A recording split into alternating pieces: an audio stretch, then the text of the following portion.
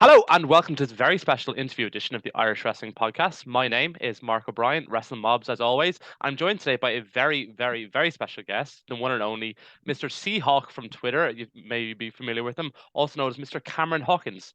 Cameron, thank you very, very much for joining us today.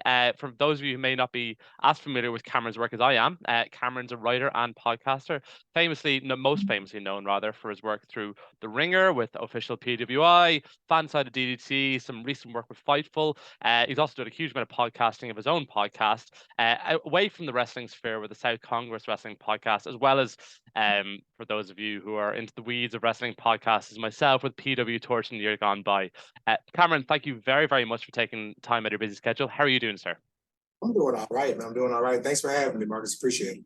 No, listen, no problem at all. Thanks again for taking the time. Listen, I was chatting with you off camera there. I've been a fan of your work for some time, particularly the last year or so when I've kind of started to get into the wrestling space. Really around the quality and the type of writing you do in particular. There's a skill, particularly in writing, that in the wrestling sphere is underappreciated. I think a lot of the time most of the writing you come across is to do with clickbaity headlines or hot takes, tribalistic based takes as well. Whereas you've very much got your own niche around kind of telling somebody else's story, telling stories through your own eyes of your own experiences or through the experience of somebody else. For example, like one of you I touched beforehand, you wrote a piece recently for Fightful around WrestleMania weekend and your collaboration with On Location, and what the actual day-to-day experience that was like for fans who are fortunate enough to be in a position to pay for the On Location package. What it's actually like to go through behind the scenes, mingling with stars, I suppose taking in the full event in itself, but you really immersed yourself into that project and you really gave the reader a really bird's eye view of what it was like and what the sight sounds and smells and everything of the occasion were like. How did you get to this point in your own wrestling media space where you decided this is the type of writing you wanted to do, as opposed to, I suppose, booking the trend and not doing what the norm is, as opposed to writing, yeah, I hate the books. I hate CM Punk. Do you know what I mean? That kind of clickbaity headline as well. You've got your own niche, and it's very much stands out in the kind of a mire of writing and wrestling space. Yeah, I think what really happened for me was, and not just the writing, but anybody who's been following me on Twitter for a while, I was a bit more edgy and outspoken like years ago. I think what happened was I started to look at some of the things I was saying, either seriously or in jest. And then I'd look at the people who were saying the same things. And I was like, I don't want to be a part of this. Like, I don't want to keep this type of company because I just feel like you said, it's an echo chamber and it can get negative so fast and everybody's telling the same jokes and it just wasn't fun. So I think through the writing, what I really wanted to do was this. I want you to feel like you're talking to this person and not like you're asking them questions in an interview, but like if you guys were somewhere hanging out, this is what the conversation would be. This is what it would be about. I think that there we have some great writers like in the wrestling space, but anybody can tell you about a match. Anybody can tell you about a pay-per-view. Anybody can tell you about ratings. Like there's a skill to it, but I don't know if there's an art to it. And my thing really was I was in a position, years ago, but most recently, probably the last 4 or 5 years, where I would go to like a wrestling show, or I'd go to a pay-per-view, and like the wrestlers would know who I was, so it gave me an opportunity just to tell a different story, like to talk to them like somebody who was more like a peer than somebody trying to get information out of them. And I think that, we talked earlier about like a Dax Harwood. Um, you get to know more about Dax when Dax starts talking about family and the work it took him to get there than his favorite match. It's just that stuff's easy and that stuff has a place, but how can I get you to go back and try to read this again? How can I get you to tell a friend about this? It needs to be something different. And so it really became more about who is this person? Why are they here? More so than what do they do? 100%. You actually touched on this recently enough. I think it was in your Wrestling Friends episode with Matt Coon, where you talked about I suppose how you interact with wrestlers as much as anything, and like treating them as a peer and treating them like people, and like people are more naturally going to interact with you and be honest and genuine with you if you're not coming to them with an agenda as such. Like you told a funny story about like I think it may have been with Nick Houseman actually. When we were talking with Braun Strowman and telling him to, yeah, telling him he better not bring certain type of rap music to a party or bring it in things like that. But that's just that goes. Yeah, sorry, go on. Yeah, I know. So, and what's like cool about something like that is just again, Braun Strowman and I, or anybody else, we don't have to agree on how the world works or how it should work. But if we are going to share a space, like even though it's not his company, he's decent enough to let me into his space where he's working. You know what I mean? So Yeah. I gotta return the favor. Like this is common decency. And like again, the Ricochet story is so fun because it's me and like a bunch of my friends just outside of a bar and it's the middle of the night and he's like super frustrated because like, who's this guy coming up to my car in the middle of the night? But then I see him and we can explain it, we can talk about it. So, I'm a fan just like anybody else is a fan, but there's also a certain responsibility to allow them to tell stories, allow them to be natural. Like they should get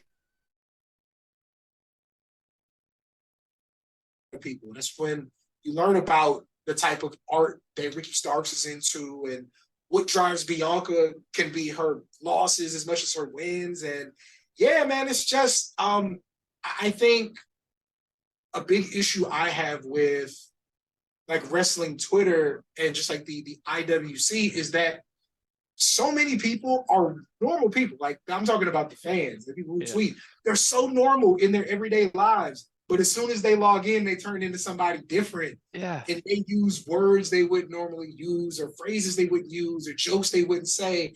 And I'm like, no, like you being you being natural is what gets the most out of a social media. And in turn, like allows me to like have a career in this stuff because we can really just talk. We can really kick it. And then, and again, not to my own horn, but like I can go back over a 20-minute conversation and turn that into 3,000 words, and none of it is a lie. All of it is on a transcript that they checked over. But, when you talk about this pair of jeans that you really liked, I'm going to go back and watch that episode of Raw and see what brand it was and bring that up in the story. And like, that's attention to detail. That's paying attention to people. And I think more people could do it. Like I get weary. It's flattering when people are like, you're my favorite writer right now. You're the best writer right now. I'm like, I'm doing something different. It's not, do I think it's good? Yes. But when we start talking about best, like, I think it's just something people haven't seen. And so they'll get used to it and they'll like it. But I want more people to write the way that I write just because I think that that's the type of stuff that's long lasting. We have this conversation all the time, Mark, where people say, well, if there's one match you can show your friends who don't watch wrestling, what would you show them? I don't think that's the conversation. I in January, the Royal Rumble was in San Antonio. San Antonio is my hometown. And they have their NIL dinner, which I wrote about. Like they're college students that they have on payroll in a fashion to kind of teach them the ropes and to be ambassadors. So like I get invited to the dinner and, I take my girl with me. My girl don't watch wrestling. Like she knows Ricky Starks because like she hangs out with Ricky Starks. She doesn't watch wrestling. We're at the table. She meets Bianca Belair. She got a fan for life off of that conversation and off of how she carried herself. Yeah. So I think like we can build this thing bigger by talking about the people in a way that Sports Illustrated would talk about an athlete, in a way that Vanity Fair would talk about an artist or an actress. Like that's what we should be doing. Spot on. And that's exactly, you took the words out of my mouth there. I was going to reference like if it's a Sunday newspaper who's got a sports supplement, they will often do like a 2-page spread regards like I have a rugby background myself, and a rugby player you might talk about the person's journey to getting to a certain point of his career, things he's overcome, really humanizes the person. Those are the stories you get a lot more out of, and that comes across hugely in your writing. And like you say, people may say you're the best writer in the space. That's subjective, obviously, but you stand out in the space anyway. You stand out in terms of like, because you're treating your writing almost on a character basis and treating it almost like a human sports basis, as you would in traditional mainstream sports media, which it does make it stand out. And as I said before, your writing is very immersive and it's very descriptive. And again, I'll give you more superlatives if you want, but I enjoy it thoroughly. But anyway, the I suppose I enjoy the kind of the breadth of characters you've been kind of covering over the past year, in particular with the Ringer. Like you're going from up and coming stars from the NIL dinner with the WWE. You're the opposite end. You're then doing pieces with Sting, and Sting's going on about his journey with you, and he's really pulling back the curtain with you in terms of what the process was like with Tony Khan in terms of his kind of courting to get Sting back in the business. And then from there, he was touched on his WCW journey. Then he went into depth about his TNA journey and talking about his Joker character. And you've got the Joker of your right shoulder there in your bedroom.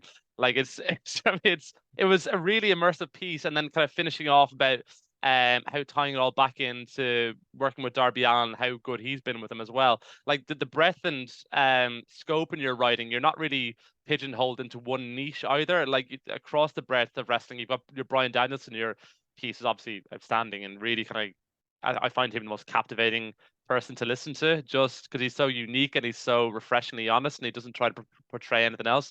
And that was really evident in your writing. You kind of nailed them to a T. If you like, I know you covered them in your SouthKongress podcast as well. But your writing in particular, it was as if it was very much brought you into the moment. I really did appreciate that. I think we touched on previously.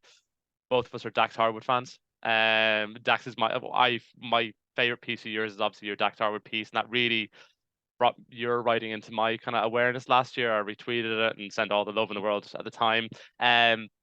Just on the week we're in now, and I'm kind of conscious of the time, AEW in particular is in kind of a funny space now where they've got Forbidden Door on the horizon over this part of the way. They've got All In this coming weekend. They've got AEW Collision.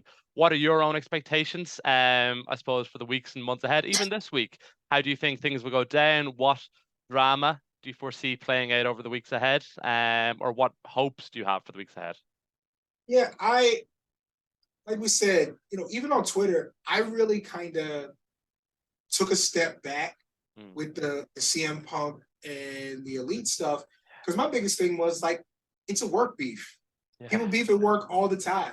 Yeah. Like, there's no reason to take sides in this thing. I'll say this though, and this may be like a spoiler, it's maybe news, but we were hearing, we be in media, we were hearing about them getting a Saturday show specifically for CM Punk 2 months ago. Like this was what people were talking about in LA, that this thing was coming. And so I think it's a good idea in that I think Saturday night is a better night for a show than a Friday night. Through no fault of AEW's, SmackDown decided to be really, really good over the last year and a half. Yeah. It has like the hottest storyline in wrestling. Yeah. And the fun thing about it is, like, the Bloodline is so good. When the Bloodline's done, you want to turn the TV on, or you want to go to a movie, or you want to go do something else. You're like, all right, got my film. And so I don't think Rampage, with as good as the wrestling was, is really going to work. But I think the Collision, fresh coat of paint, you got the TNT colors on there for nostalgia. People still want to see CM Punk. I think it's going to be diminishing returns, just because, like, not just the brawl out stuff, but I said, like, he's an older guy who gets hurt a lot. And it's not that getting hurt is his fault, but start, stop with the guy who's supposed to be the guy, and everybody else is kind of defined down because of that. Yeah. I think it'll be good. I think it's a chance for more people to stand out. So I'm going to watch Collision. I'm still home that early on a Saturday. I'll check it out. Forbidden Door, I mean, you got Kenny and Ospreay, isn't it? Yeah. You got Kenny and Ospreay, which people have seen, but the American audience has not seen a whole lot of that, especially one-on-one. You know what I mean? You have Danielson and Okada. Yeah, it's obscene. Yeah. And somebody was making the complaint about, there's only a couple of matches announced for Money in the Bank. I'm like, it's 2 ladder matches for Money in the Bank. Like, okay, whatever else they do. So with Forbidden Door, man, just throw some more stuff on there, man. It doesn't matter. You got it. You got the show. It's great. Danielson is, like, we had that conversation and you've heard it and you've read it, like, he's having fun. And as long as he's having fun, we're going to get the best out of him. And, this is, even though he's not a bucket list guy, this is on there. You know what I mean? just because it's not written down, this is one of his things. I think that, with Kenny, is he ever going to be 100% healthy again? Probably not. But I think he has the cachet with that audience to where he doesn't dog it, but if he doesn't have a match in a month on Dynamite, nobody looks at Kenny as dogging it. Because they know when he goes up against Will Ospreay, they're going to get the most out of him. Yeah. So that's coming. So yeah, man, I think I need Cole and MJF. I want that to be really good because they're both so good. I don't need a lot of mudslinging, man. Max is showing how good he can be in the ring with each of these main events. Just go out there and get it. Like, Cole is my favorite joke that I've made that I kind of step back from because not everybody understands nuance. I used to do like live NXT recaps with screenshots and videos, and I would always make an Adam Cole joke somewhere along the lines of, yeah, he's the side of your fourth grade PE teacher, but he can go, but he can do everything else. And so for me, it was like, I'm saying that in spite of not having ideal size, he's so good you forget about it. And I think that not everybody can do nuance. And so a lot of it became like body shaming Adam Cole. And I'm like, if it looks like I'm doing that, I don't want to participate with this crowd. Because again, every single thing I want to see in the wrestling ring, he can do. And when he hits you, I believe he's hitting you hard enough to where I don't worry about how big he is when that bell goes, So they seem to go out there and get it. I guess that's not going to be a forbidden door. I think this is going to be the first title eliminator that the challenger wins, though. Because I don't think they've won one to date. So I think this will be the first one. But yeah, I think that to bring it all back around, I think Collision is going to be in a good place because it's going to have FTR, it's going to have Punk. Yep. I hope that they keep finding interesting things to do with Jade. And really,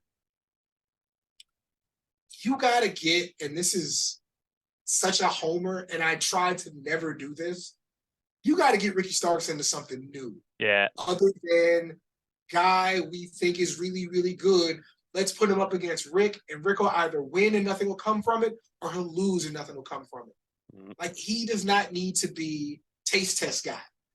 He needs to be a guy that you count on to do good things and carries himself like a star because he's a star. So hopefully with the additional show that does come out to play. Yeah, like when I watch him in particular, like I get like mid 2010s Dolph Ziggler vibes in terms of like how he's used. It's just a repetitive cycle, and like he kind of gets to a certain point in the program, and then it kind of falters into a point where like I don't really care about this program anymore. And obviously it's a reflection on dragging things out to pay-per-views and whatnot. But yeah, look, I mean, in regards to Collision, my own point of view is that Saturday night's a very good indie night. Like, it's a type of night you want to go, you have a few beers, you'll have fun, engage the crowd. It might not necessarily be the best setting for a television audience to go to, but hopefully they do turn around down at some point. Cam, listen, you've been hugely giving your time. I was going to ask, what kind of projects do you have over the coming months now? Will you be coming this way for Money in the Bank or All In? Do you have anything lined up with Fightful, The Ringer, anything on the horizon? One, absolutely not. I'm never coming across the pond, ever. No, not coming to this one. Right. So the Steve Austin podcast that I did, amazing. That does have a written treatment to it. So hopefully that's out this week. We just had like Succession end and Spider-Verse is out. So, like I still gotta wait in line at the Ringer. People should know that. I still wait in line. Are we getting great reviews? Yes, but there's absolutely a pecking order. So hopefully that's out this week. But just to give you a little preview, I really did go in depth about a particular match with The Rock before they were doing Mania main events, a pre-Clash at the Champions Ricky Steamboat match. We talked about some Kurt Angle skits. So on top of like the 20 minutes that I had with him, I really tried to break down the essence of like chemistry with Steve Austin, why it's worked so well with so many people, and what it is he's actually adding to the equation in all these situations. So we did that. Me and Edited by Laura, shout out to Edited by Laura, who does real cool video stuff with me. We typically do kind of a 2-minute video package for whatever AEW pay-per-view is coming up. Yeah, you're we got something. Yeah. We got something in the pipe for Forbidden Door. I'm really excited about it. It should be fun. Yeah. We're looking at doing one article for Forbidden Door. We'll have to see. I think that might be a fightful thing if we get that done. But NXT Great American Bash is coming to Austin. I live in Austin. And so I spoke with communications over there, and I was like, guys, we got to really let's really do a thing. So if you saw some of the stuff I was doing Mania weekend, I wrote a show myself, Phil Lindsay from Bleacher Report, my man Emilio Sparks, who produces our Renee Young's podcast. We basically wrote a show for DJ Who Kid with Top Dollar and Ashanti, Omos, MVP, Mello, and Trick. Basically them talking about their journey, what they were expecting over the Mania weekend. So I'm planning something kind of similar for Great American Bash, but expect it to be a bit more cozy, is how I'll put it. Okay. So that's really something we're shooting for. We always want to show real good hospitality, here when people come to Texas. So I'm looking to show the media a good time, but I really want to produce some really cool video content. So be on the lookout for that. And of course, you can expect the written treatment. I probably got to Mello a little early. And that's my guy in real life. And so it was great to tell his story kind of before he got to the apex of NXT. But I got a couple people down there, I think, whose stories still really need to be told. So expect that here in the next month or so. That's absolutely fantastic. And we had Phil Lindsay on with us last week as well. Like, Phil's an unbelievably good guy. So listen, I'm particularly the written treatment for Steve Austin piece, I'm really, really excited for. So listen, Cameron, I just want to say a huge thank you for taking your time this evening. It's been really, really generous with how forthright and forthcoming you've been. So listen, thank you very, very much again. For all Irish Wrestling podcast listeners, please continue to follow Cameron on Twitter, follow him on The Ringer, follow him on Fightful, follow him on the SouthKongress podcast, follow him everywhere you can, because his writing is absolutely excellent and his video pieces are also excellent also. Cameron, thank you very, very much for your time this evening. Thank you for checking out the work. I really do appreciate that. And yeah, I promise I won't block you again. Please don't. Yeah. You're a legend. Thanks very much, Cameron. All right, take care, man. Thank you. Thank you.